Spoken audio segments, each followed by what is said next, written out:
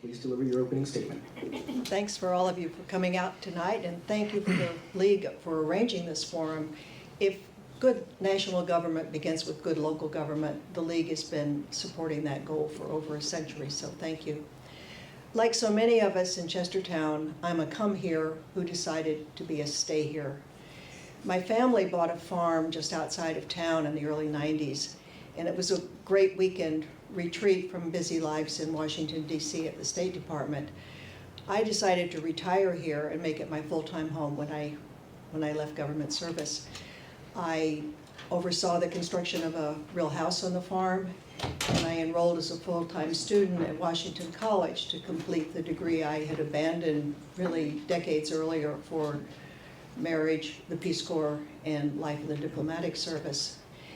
And I had a lot of time finally to engage in community activities. I was elected to the vestry at Old St. Paul's Church, and I developed a long-time interest and love for working with my colleagues at Churchill Theater, where I've been active for a long, long time. I also joined the Historical Society, where I first worked as a volunteer docent at the Getty's Piper House Museum, then as the editor of our semi-scholarly journal, and for a number of terms on the board, serving as secretary and one term as president. That led me to a real interest in Chestertown proper, and probably contributed to the rather harebrained decision to undertake the 2-year renovation of an 18th century house on Water Street. That was a labor of love. It taught me a healthy respect for the work of the Historic District Commission, and also, I think, an appreciation for just how complicated it is to live and work and govern a 300-year-old community. I love being able to walk over to Ellen's for Sunday brunch or to Plate Again Sam's for morning coffee, but I despaired for my granddaughters' lives as they tried to cross the 213 Speedway on the way to summer camp at the Garfield Center. A lot of neighbors up and down Washington and Maple Avenues felt the same way. And with the good leadership of David Bowering and Michael McDowell, a great deal has been done to ameliorate the traffic situation. More needs to be done. A couple of years ago, I moved to the other end of Ward 1, and I'm now living at Heron Point. I still have a river view, but it's from the cafeteria dining room and not my own backyard. I really look forward to learning what concerns and interests and questions members of the community have, and look forward to that part of the talk. So thank you very much. Thank you, Sheila. Dawson, your opening Thank statement. you. Good evening. Good evening. Dawson Hunter. Thank you for being here. Thank you for the League of Women's Voters. Thank you, Sheila, for running. So I'm Dawson Hunter. I live in Ward 1 in Mile Tree Village, kind of just down the hill. I first found Chestertown through Washington College. I came here as a freshman in 2000, and really kind of fell in love with Washington College first and Chestertown kind of at the same time. So I matriculated in 2004 and went to Washington, D.C., had a career there, but really never left Chestertown. Came back as often as I could. And for quite some time, it felt like every weekend, I did a lot of couch surfing and just staying with friends, because I just really liked it here on the shore, especially Chestertown. Today, or more in present times, I'm back here in Chestertown. Bought a house in 2016 here, so I've been a member of the community full-time since about then. I spent a period of time working for the county government, working for Kent County as the first housing and transportation coordinator. There I did a lot of work trying to improve the public transportation in the county and the interconnectedness of the public transportation along the shore. I also spent a lot of time helping our homeless community, doing, for 2 winters, we had these homeless drives where we would provide food, clothing, resources, and bring all the nonprofits together to kind of help that community, especially in this time when it's extremely cold. After my period of time with the county, I decided to become an Eastern Shore person, true and true, and I was an oysterman for about a year, right here on the river, and that was quite an experience. early mornings, a lot of lifting heavy bags, but a lot of good oysters to eat, so that was fun. But all good things, transition, and then I transitioned this past fall to working for my alma mater, Washington College, and I'm working at the Center for the Environment Society. So that's it's a great privilege to be there. Excuse me, I should also mention, because I see this red light up here, I want to say thanks to those online joining us and watching us today. So thank you very much. So, the question is as follows. Chestertown residents have long protested that they do not receive a county tax rebate for the services that Chestertown provides. What would you propose to do to address those concerns? Thank you. I know the tax rebate question is really important to all of us. I do not have an idea of how to solve that problem. I know the town and the council and their legal authorities have been working on it for a long time, and I want to hear from the experts what they propose. I do know what the problem is. Chestertown is really the poorest of the municipalities in Kent County. Our average household income is only $30-something thousand. The average county income is something like $60,000 plus. But the average county income, if you exclude the municipalities, is over $80,000. And that's just manifestly unfair. If a county resident and a town resident too is paying a $1 tax, the people in town are assessed another 50 cents on top of that for the services that our town provides us. Kent County is almost there are only 3 counties in all of the state that don't engage in some kind of an agreement to share the revenues. Our commissioners won't even talk to us. We've had public meetings where they dodge the question. We certainly have to do something about it. There are, I'm sure, some legal procedures that have not been done yet, hardball maybe, and we need to do them. But I am not proposing a specific solution to the problem. Just know it's important. Thank you. Thank you. Dawson. Yes, thank you. So, Joe, thank you. Like everybody in this room, I think the tax differential is a front and center issue. I do know with a little bit of research, I saw that it was people have been discussing this at least since 1997. So it's a long-standing issue within this town. But I'm also also having worked with the county government, when I first came to the county, one of the issues was the collegiality between the town and the county, and how do we work better together with each other. And kind of looking at the current debate, I still feel that there could be some work in that area, and perhaps we can change tact on this issue of how we work together jointly, as opposed to kind of throwing stones at each other about this issue and or other issues. From my vantage point, it appears that we could have, there's room to grow as far as working with our county commissioners and how that benefits the town and both the county.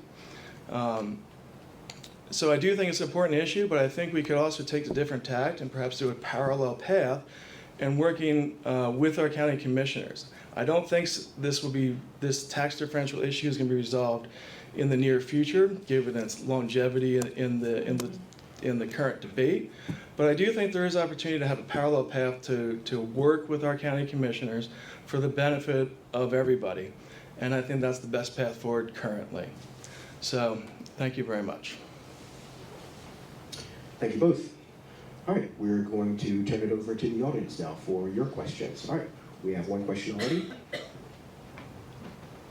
And Dawson, you will be answering this question first. Copy. Can I just make sure we're clear that people answering questions, presenting questions, rather have 1 minute? Thank you, and thank you for coming tonight to meet with us in Ward 1. Having been residents of Ward 1 for at least a year or two, yes, what do you see as the priorities of what you would like to address in Ward 1? Thank you. Yeah, thank you for your question. For me, the priorities are long-term and forward-looking. My time in Chestertown, I've noticed that our community growing, and with the growth, there are needs.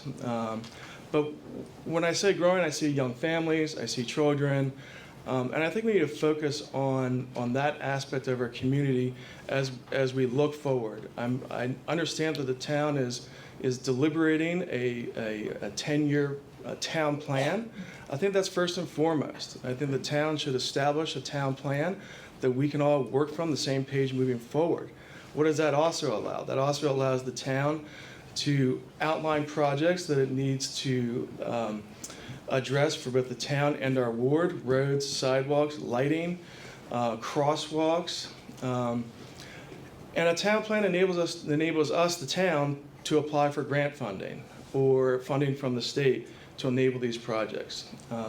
Just in watching a couple town council deliberations, money's tight, so we have to seek elsewhere to get that funding, and we need to think a little bit more globally about how we improve our town. That's what I think about. Thank you, Dawson. Sheila? Same question. I think I agree with Dawson on the points that he's raised. We all want Chestertown, this town we love, to thrive and grow and be as attractive a place to live for our grandchildren as it has been for us. And to do that, we need great schools, affordable housing, the kinds of jobs that will let people who grew up here stay here, and middle-class families move in. That obviously is long-term, and it requires not just the Ward 1 impetus to make it happen. In Ward 1, I think one of the real major issues is that we can do something, and we have done something about, is the traffic that races through 213. 213 really should be Chestertown's main street, and we call it Maple Avenue and Washington Avenue, but the traffic is a real problem. Because it is a highway, there are limitations on what we can do, but there are lots of other things that we can do to calm the traffic, particularly if we stress pedestrian safety. So I think that's one thing that Ward 1 in particular has in mind. We care about what happens in Bailey Park, that is on the edge of us. And we have our own tiny little mini shopping center. And I've talked to some of the people who manage properties there or own them. And they want to be part of Chestertown, and they are eager to cooperate with residents. But they have a few problems of their own, and we want to take care of those too. And I'm curious to hear what people who live in Ward 1, what problems do you see? Because we're largely residential and pretty established and not much construction going on or anything. So the problems you have probably are infrastructure, trash collection maybe, but I'd love to hear them. Thank you. All right, we have our second question right here. And as a reminder, go up to the microphone. You have 1 minute to deliver your question. After you ask, please sit in the front row so you are prepared to restate your question if one of the candidates asks. You go first. I'm wondering, given our relatively low elevation above sea level, how it is that you feel we should be approaching sustainability as time goes forward. I know that there's been some discussion of photovoltaics and some discussion about making the town government itself more energy efficient, but I wonder what kind of ideas you have about that going forward. Sheila? Thank you. I have not really thought about that in the terms of just Ward 1 and our town. Obviously, we all see the flooding that happens down near the marina when it's high, full moon and the tides are the right way. Yeah, we have lots of opportunities to do things. I don't think we have the budget to do major infrastructure projects like big seawalls or anything to raise the town up, but certainly the new construction that's going to go down where the old restaurant was is taking that into consideration, and a lot of the new housing that's been built down there, you can see it's all lifted up so that the parking places underneath and the housing is raised up. There's lots of work to do. I'm happy to do the kind of research and talk to the experts that might inform that decision for the town. Great question. Quite honestly, I think about this every day. It's been my career since I was in Washington, D.C., thinking about sustainability and the environment, especially now in my role at Washington College at the Center for the Environment Society. I think it's one of the top tier issues that we have to address and continue to embed into how the county and how the town government works and proceeds in the future. I think, like I mentioned in the previous question about the 10-year plan, sustainability should be incorporated into that plan about how to make the government center more efficient, but also how do we encourage photovoltaic, electric vehicles. I know Chestertown has the highest, one of the highest charging stations on the eastern shore. Might be Cambridge next, then Salisbury, but that's been a couple of years since I looked into that. But I think sustainability is a key factor.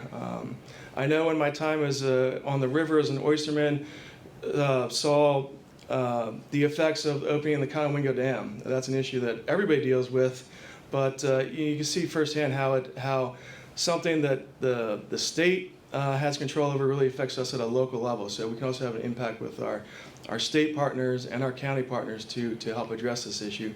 But locally, we can take small steps to increase our sustainability and reduce our footprint. So thank you. Very good. Do we have any other questions? Yes, sir.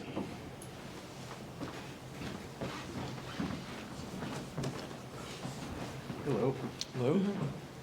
my name is Frank Rhodes, and I want to answer two questions. One, in Ward 1, the roads really need some help. There's potholes everywhere, the trenches, and it's really not a good situation. The other one is we are going to have a new school in town, right down the street. And I want to know what the town plans to do, because up in Middletown, they have I think they have more land up there than Wilmington does, and they're expanding tremendously. What can we do in this county to utilize families so they can work up there and get jobs and come down here and find places to live and make it affordable for these young families that will come to our schools? Good questions. So for the roads, again, I think I'm going to go back to the planning of the town council and how they want to set forth the next 10 years of how we improve this town. And infrastructure is a big part of that. And you do need that town plan to get the funding to do that. As far as the school and creating Chestertown to be a more attractive place, an affordable place, I think we can provide incentives to developers so that we can look at what lands are zoned.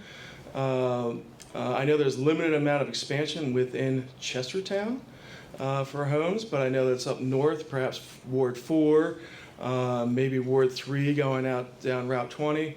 But I think there's a lot of opportunities. Perhaps it's tax incentives like the town did with Dixon Valve, and that tiered tax incentives for them to stay here in town and provide jobs for this community. So I think there's lots of ways we can look at it to create an attractive community. And part of that is definitely infrastructure with sidewalks for our students to walk on, safe streets. And Sheila's mentioned it, but we definitely need safe streets for our children to walk on, excuse me. But I think that's what comes top of mind to me. So thank you for your questions. For the infrastructure, the streets, the potholes, and all of that kind of stuff, that's going to be a matter of budget. And that's going to be a matter of taxes. I think we can look for grants for special projects. We can look long-term for different ways to fund major improvements. But the potholes happen tomorrow or yesterday, and we want them fixed as soon as they happen. I know that the town council is aware of it, and Ward 1 residents and residents all over the town, I think if you speak up and make a little bit of noise, that might get pushed a little closer to the front of the burner. In terms of the school, I think there's no real plan yet for the school itself. And we're all hoping it's going to be an attractive, modern place that will attract new students to come to it. There's going to be a lot of empty land eventually. I mean, they're going to leave the old school up while they build a new one. And I hope that if it turns out to be really an attractive place, that will make people want to come back to public school and maybe stop sending your children far away to go to a private school that you think is better. But yeah, the long-term plan We have to do it. Our population is getting older and older. Chestertown's population hasn't changed since the 1700s. It's just that the makeup of it is very different. Houses that used to have 6 kids now have 2 retired people. Planning is key, and we'll do that. Thank you. We have another question from the floor.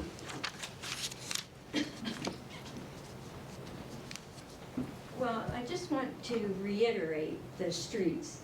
You know, all of us who walk dogs, I mean, you practically break your neck between the curb and the beginning of the street because it all breaks up right there. And I can't wait for a 10-year plan. The streets need to be repaved, not just fixed, repaved.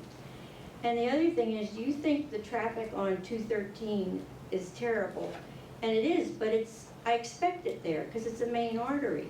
But when you get on Barrel, people think that's a highway. It's a neighborhood.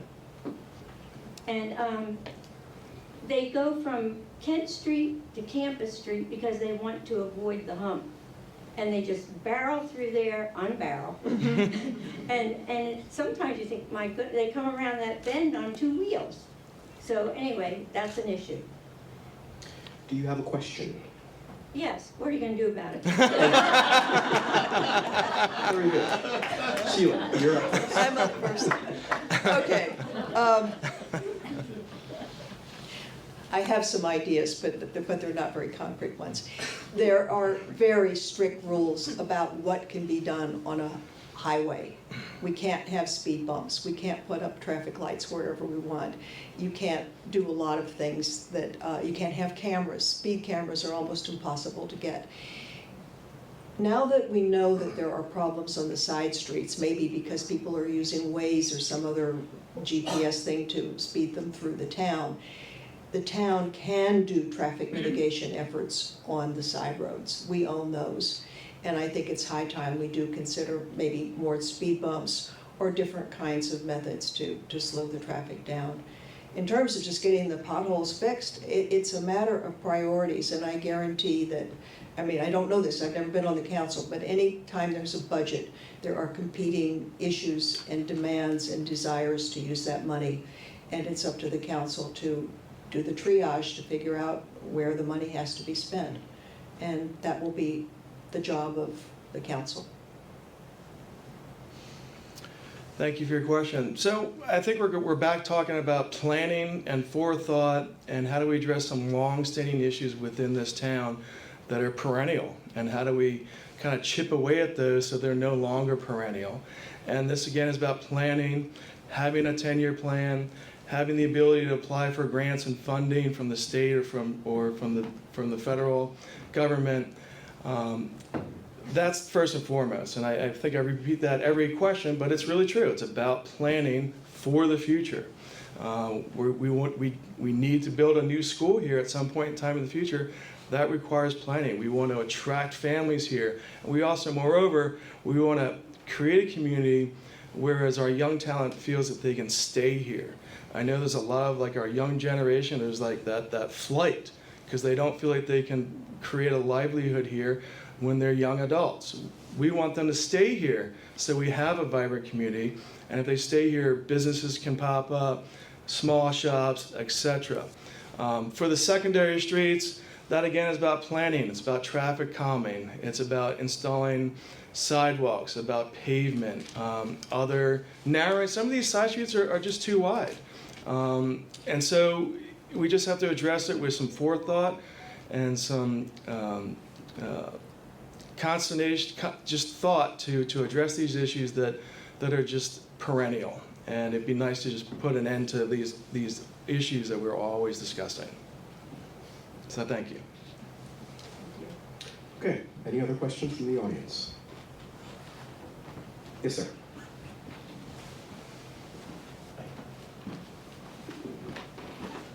Excuse me, my name is David Bowering. It's already been mentioned, but I don't want to talk about that aspect of 213 and Washington Avenue, which I and a number of other members of the community are working with the SHA to try to address some of these problems, and you'll be seeing some real improvements. You know, government moves in glacial speed, and everything is happening in the dark. But that's not what I want to ask you guys about. There is a new issue emerging in the town, in judgment of myself and a number of other people. And that is the growing Airbnb activity in the town. When we first came, when my wife and I first came here 17 years ago, the houses along Washington Avenue had lights on. There were people living there all week. Now, half the street are dark most of the week. People at their vacation homes, weekenders, or Airbnbs. And it's a real problem for parking in the town. I wondered what the views are of candidates and whether or not you would have any plans with regard to regulation of absentee landlords. Dawson, you're up first. Thank you for your question. This is definitely an issue. It was an issue when I was working for the county government. They've just popped up, and it's homeowners taking advantage of the current marketplace with no regulation. I know that the county was caught on its heels with taxing these small enterprises, and I think it maybe perhaps the town's a little bit on its heels about addressing this issue. If the town wants to go in a direction of limiting, taxing, usage, etc., then it should be an open debate, but also we should pass some ordinances to control this issue. And I know what you're talking about. You're talking about residents living here versus just visitors. And I also think that this issue's popped up because there's also a dearth of hotel space. Students, parents who come here, and vacationers, family, there's a dearth of hotels and places to stay here. And I think that's something to be addressed. We witnessed an issue earlier this year with the college proposing to develop a boutique hotel, provide employment within the town, provide some small 20 or so rooms to stay, but that approval process was arduous. So I think the town has to debate it openly, come up with ideas how to control it, pass ordinances to control it if they want to, but also raise revenue at the same time. And it is an issue that is that's popped up and becoming a bigger issue. People are noticing it. You're noticing it on your street. Specifically, how to address it, I think it starts with the town council taking it on as an issue to debate and discuss and start solving it. So thank you. I second what Dawson said about the conflict with the lack of real hotel space in town or motels around town and the demand for places to stay. I knew this was likely to come up, and I did a little bit of research. I looked online at Airbnb and VBR, vacation rental by owner, to see how many places were actually available. I have family that might actually want to use some of them. And I found that there may be some that we don't even know about. I found that there were 40 Chestertown area residences on Airbnb, and I think 54 on VRBO, but only 6 were in Ward 1 that I could locate. And some of those I know were owner-occupied rentals, not, a standalone house. So I don't know how important that issue truly is for Ward 1 at the moment, but it's obviously an interest to the whole town, and there has to be some better way of assigning responsibility there. And I think there already is a requirement that if you're going to rent out a short-term rental, that you're supposed to register with the town. Maybe a lot of people aren't doing that, and folks are finding informal rentals through channels that I don't know about. But I think they'd be kind of hard to find, word of mouth maybe. They're compelling interest both sides. If we want people to come and live here and like here, then staying in a nice house is a wonderful way to experience living in town. But there's a lot of work to do. Thanks. Okay. These are excellent questions. Mm-hmm. It's just Very, like that. very good questions. We have another question.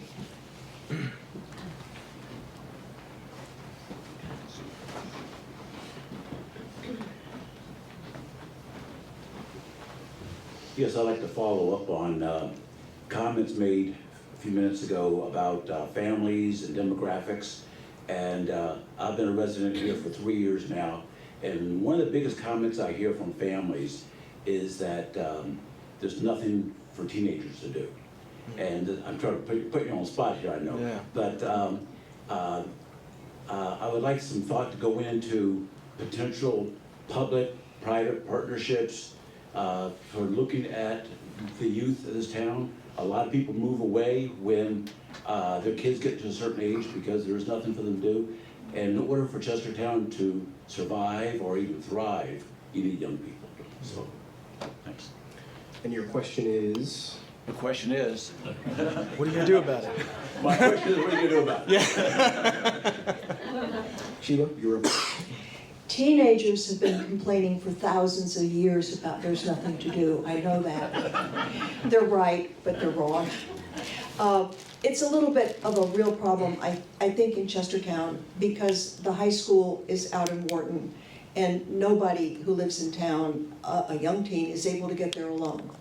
I guess you could ride your bike out, but unless you have a car, you're not going to be able to take advantage of all the things that are going on at the community recreation center in Wharton and the high school, unless your parents or somebody with a car drives you. The new middle school, maybe that would be a great opportunity to increase after school or weekend activities for kids. They're going to have a completely new design, and hopefully they will be aware of that and make it possible to have after school activities. They certainly should, because it's walkable for everybody that lives in town. Long term, they grow up.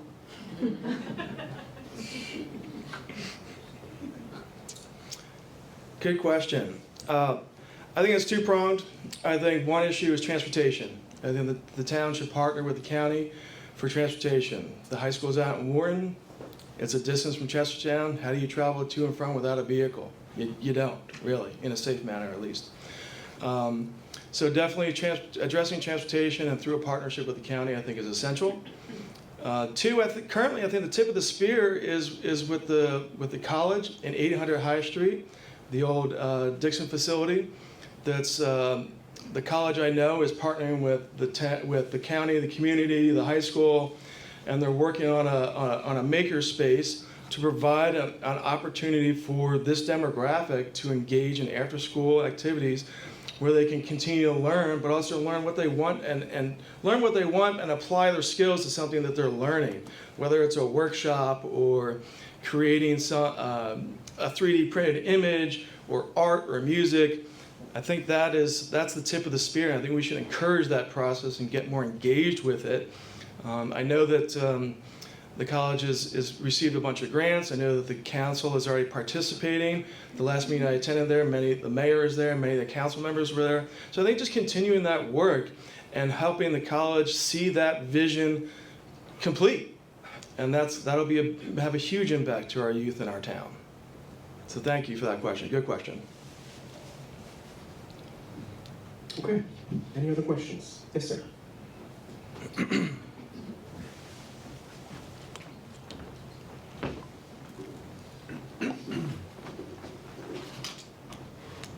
My name is Drex Patterson, and I live at 303 North Queen Street, and we are come here's. And I don't know how long it'll take to become stay here, but I know I'll never qualify for from here. But I want to go back to the question of the Airbnb. So,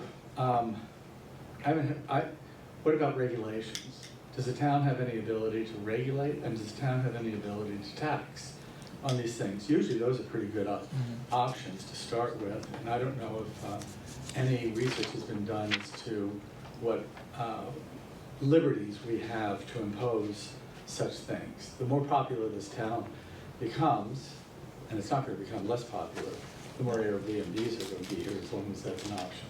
Thank you. So your question is? What are you going to do about it? I don't want to presume. I don't want to presume. This is my Dawson, you're turn. up first. Thank you.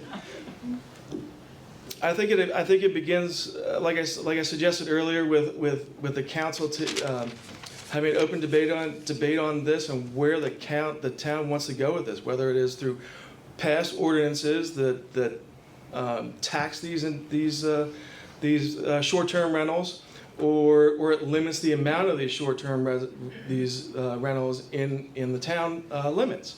I think that's the starting point. I don't know if we've looked at it in a comprehensive manner as far as the benefits and the negatives. I mean, we can see we've heard about seeing the negatives of empty homes, but maybe there are positives that we're not realizing of folks coming here, spending money, staying longer. Maybe they're visiting to purchase a home and stay here longer, because a lot of us are new residents or come here, as a lot of folks are saying today. So I just think it's time to look at this issue with some deliberation. Really, is what it needs. It needs a focus, and it needs all of the wards to discuss this, all the council members to discuss this, and make a decision and move forward. That's really what it is. We got to make a decision and move forward on how we want to interact with short-term rentals in this town.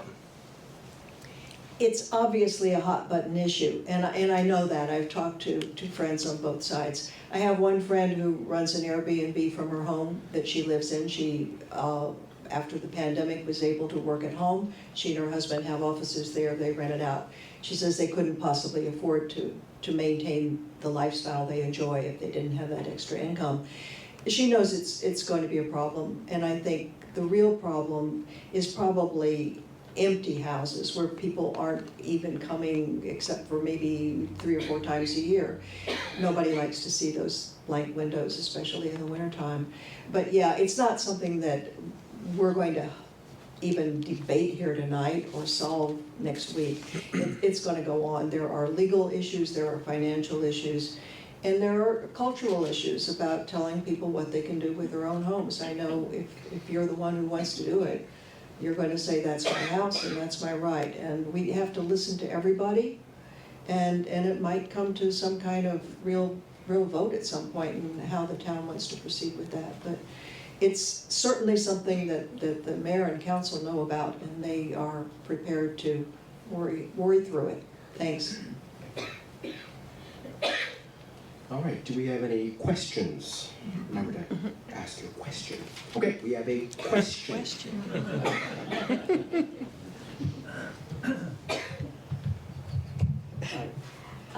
I am not one of your constituents, but all of these... Welcome. Thank you. But all these questions and comments that have been brought up are often debated. In particular, the Airbnb has been debated and discussed at town council meetings. Yes, and there have been papers written up, the whole thing, how this is going to happen. I ask each of you, what are you going to do to get your constituents to come to town council meetings? Sheila? That's a great question. I mean, and that's a problem for everybody, no matter what the government is or what the club is. Getting people to turn out is much, much more difficult than getting people to express an opinion about something they have a problem with. There is no way to force us to come, but I do have one answer. I've been to meetings there, and I find them almost impossible to understand. The town council members sit at a raised dais of one end of the room. They probably have a microphone that they can't use, but they don't. Visiting speakers or people that are coming to make a plea speak at a place like this, but it's directed to the mayor and council. And if you are sitting in the back room of the audience, you can't hear a word. I would love to see that more audible, and maybe get a much bigger screen, because they will post a financial statement and it's not something we can read. I know a few months ago there was an issue about a building permit for a huge house that was going to be built in the historic district, and there were probably this many people locked out of the room because we were in the lobby. And we had asked if they could open this room upstairs so that there could be overflow space, and it just wasn't possible on late notice. So I would try to make the proceedings physically and audibly more accessible to people who take the trouble to come. Thank you for your question. So I think deliberation is good, but also I think making decisions is better. And I don't know if the town is, in the deliberations you mentioned that decisions have been made, but I think we have to make decisions moving forward. I think I'll fall back on my earlier salvos about a 10-year plan for this town. I think we have to be able to make decisions on how we want to move forward. And this is clearly a hot button issue in this room, and perhaps the greater community, that needs to be addressed. How do you entice people to come to deliberations of the town council? That's a good one. I mean, for me, it's kind of easy. In Washington, D.C., I watch C-SPAN about 23 hours a day. So I like this stuff, but other people, maybe they don't. It's about outreach. It's about communicating what the town is deliberating. I know that when I watched the last town hall meeting, the town manager was mentioning that the town is doing a very good job digitally reaching our citizens, but what about print or other ways to reach folks who are not so digitally savvy in that community of individuals? I think also maybe somebody, thinking outside the box. Perhaps the ward members, can ask their constituents what they would like the town to be and what they're thinking about. They probably already do that, but maybe more of that. I don't know. I'm just kind of ad-libbing, if you say, as they say. But it's a really good question. But I don't know if we're going to increase it. For the nitty-gritty, talking about roads and sidewalks and stuff like that. But for hot button issues, yeah, the room does get filled. So I think it's a work in progress, right? Yeah. So thank you. Yes, sir.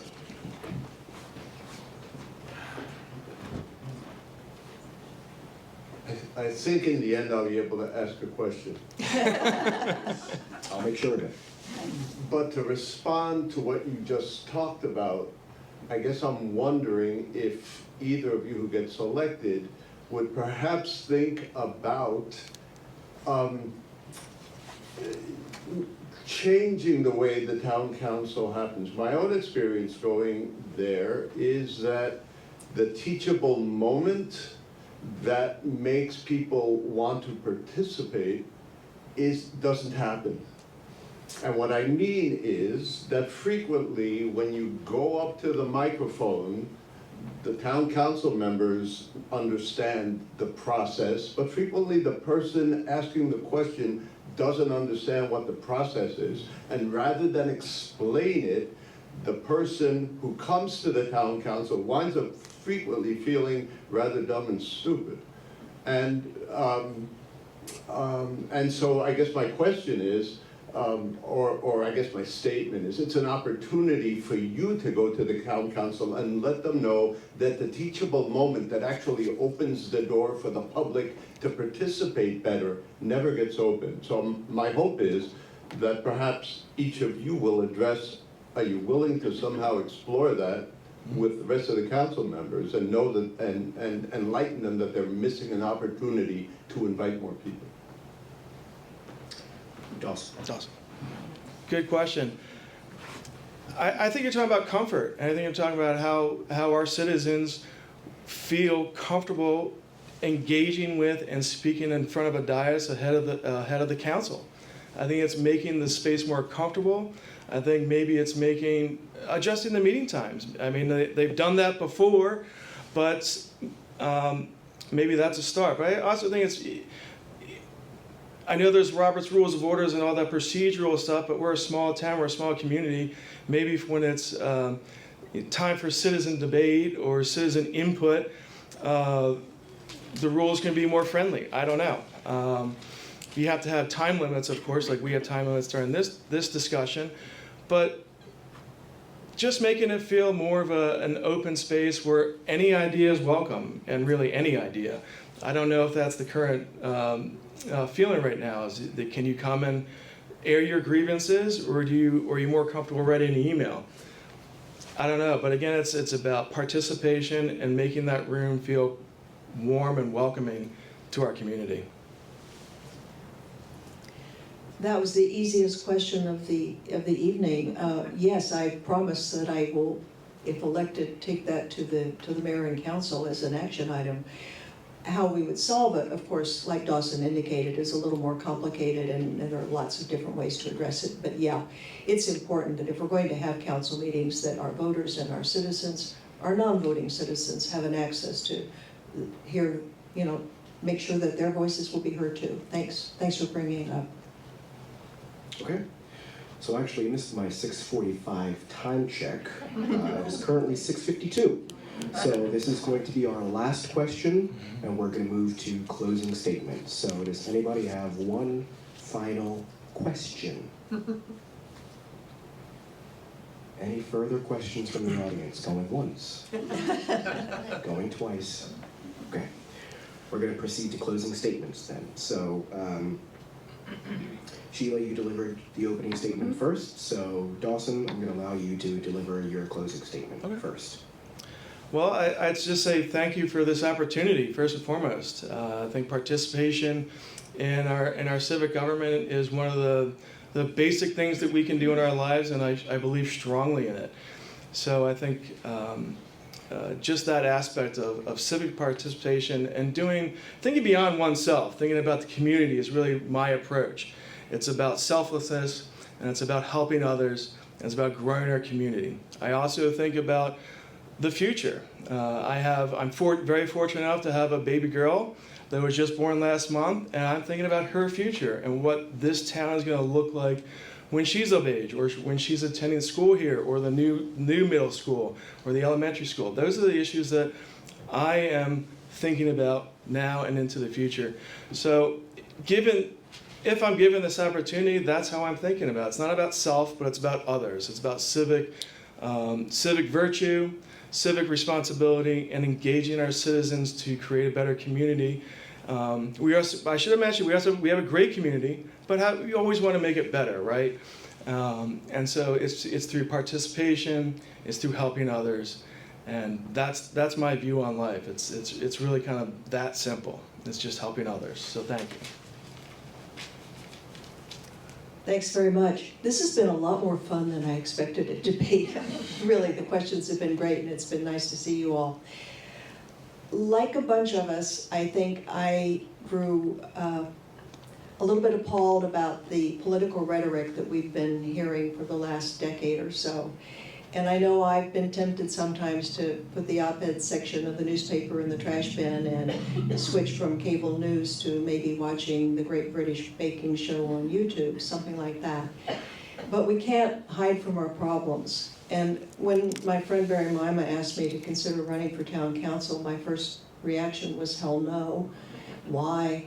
And then I thought, well, if we're going to do something about it, why not? And I agree that I have the time, I have the energy, and I think I have the experience to do a good job as your representative. My background in the diplomatic service taught me to work on many complex issues with a wide variety of people, so I know I can be a good team player on the mayor and council.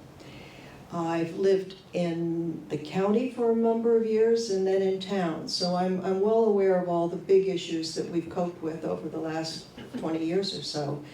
And I know that we have the will to do something about them. I will promise to be a hard worker, to meet all the commissions and the committees and the various people that do things for the town. I know our new town manager has said we have more commissions and committees than cities 3 or 4 or 5 times bigger, and maybe it's not so efficient, but it does give a lot of us an opportunity to participate. I will tell you what I won't do. I don't come with real strong opinions about most of these issues. I don't have an agenda with a box to check off here and a box to check off there. I'm interested in hearing, listening, and doing my very best to represent you. And I will say, since both of us are Washington College graduates, and we know that the current college administration really wants to improve its ties with the town and its interactions with its citizens that Washington College is probably going to be asked to do more than it was in the past. But thank you all for coming, and good night. Okay, well, thank you very much to you both. That concludes tonight's program. I'd like to extend a congratulations to the candidates for a spectacular job. Please join me in congratulations.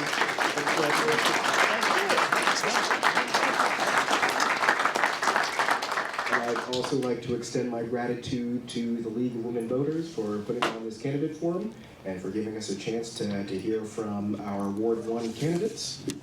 The League